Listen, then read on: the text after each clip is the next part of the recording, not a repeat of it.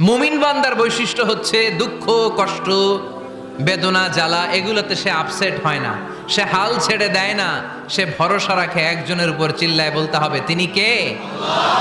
কারণ মুমিন জানে রাত্রি যত গভীর হয় অন্ধকার তমানিসা ভেদ করে শুভে সাদিক হয়।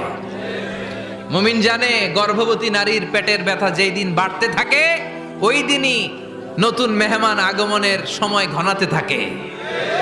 মুমিন জানে তার জীবনে দুঃখ কষ্ট বিপদ যত বাড়তে থাকে সুখের দিন কাছে আসতে থাকে। এজন্য মুমিনের হারাবার কিছু নেই। ফা ইন্নামা আল উসরি ইউসরা, ইন্নামা আল উসরি ইউসরা। নবী হে, কষ্টের পরেই আছে আনন্দ, দুঃখের পরেই আছে সুখ।